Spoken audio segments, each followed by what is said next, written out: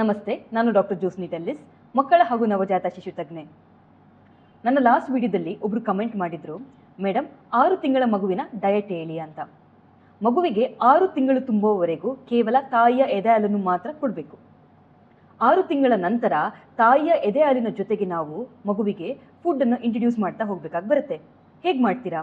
ಮಗುವಿಗೆ ಗಂಜಿಯ ರೂಪದಲ್ಲಿ ಆಹಾರ ಪದಾರ್ಥಗಳನ್ನು ಕೊಡಬೇಕು. ಯಾವುದನ್ನು ಕೊಡ್ಬೋದು?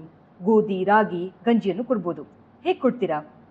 ಒಂದು 3 ಇಡಿಯಷ್ಟು ರಾಗಿಯನ್ನು ತಗೊಂಡ್ರೆ 1 ಇಡಿಯಷ್ಟು ಗೋಧಿಯನ್ನು ತಗೊಳ್ಳಿ.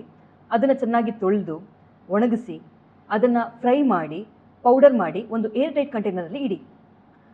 ಇದನ್ನು ಒಂದು 2 ಸ್ಪೂನ್ ಹಾಕಿ ಇದಕ್ಕೆ 1.5 ಸ್ಪೂನಷ್ಟು ತುಪ್ಪ, ಸ್ವಲ್ಪ ಬೆಲ್ಲ, ಸ್ವಲ್ಪ ಹಾಲನ್ನು ಹಾಕಿ ಮಿಕ್ಸ್ ಮಾಡಿ ಮಗುವಿಗೆ ಕೊಡಿ. ಮಗು ಚೆನ್ನಾಗಿ ತಿಂತಾ ಇದೆ ಅಂತಂದರೆ ಅದರ ಕ್ವಾಂಟಿಟಿನ ಜಾಸ್ತಿ ಮಾಡ್ತಾ ಹೋಗಿ. 1 ವಾರ ನಂತರ ಇದಕ್ಕೆ ಇನ್ನೊಂದು ಪೌಡ್ರನ್ನ ಆ್ಯಡ್ ಮಾಡಬೇಕಾಗಿ ಬರುತ್ತೆ. ಈ ನೆಲಗಡಲೆ, ಶೇಂಗಾ ಇದೆಯಲ್ಲ ಅದು, ಅದರ ಜೊತೆಗೆ ಹೆಸರು ಬೇಳೆನೂ ಕೂಡ ಒಂದು ಪೌಡರ್ ಮಾಡಿ ಇಡಿ.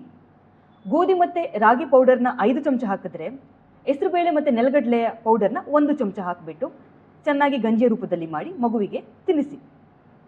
ಮಗುವಿಗೆ ಫ್ರೂಟ್ಸ್ ಕೊಡ್ಬೋದಾ? ಹೌದು. ಈ ಸಾಫ್ಟ್ ಪಲ್ಪ್ ಇರುತ್ತೆ ಅಲ್ವಾ, ಬನಾನಾ ಇರ್ಬೋದು, ಮಾವಿನ ಹಣ್ಣು ಇರ್ಬೋದು, ಪಪ್ಪಾಯ ಇರ್ಬೋದು, ಚಿಕ್ಕು ಇರ್ಬೋದು, ಇದನ್ನು ಕೊಡ್ಬೋದು ನೀವು ನಿಮ್ಮ ಮಗುವಿಗೆ. ನಂತರ ವೆಜಿಟೇಬಲ್ಸ್ ಕೊಡ್ಬೋದಾ? ಹೌದು. ಪೊಟ್ಯಾಟೊ, ಬೀಟ್ರೂಟು, ಕ್ಯಾರೆಟು, ಪಾಲಕ್ ಸೊಪ್ಪು, ಇದನ್ನು ಕೂಡ ನೀವೇನು ಮಾಡ್ಬೋದು, ಪೇಸ್ಟ್ ಮಾಡಿ ಮಗುವಿಗೆ ಕೊಡ್ಬೋದು.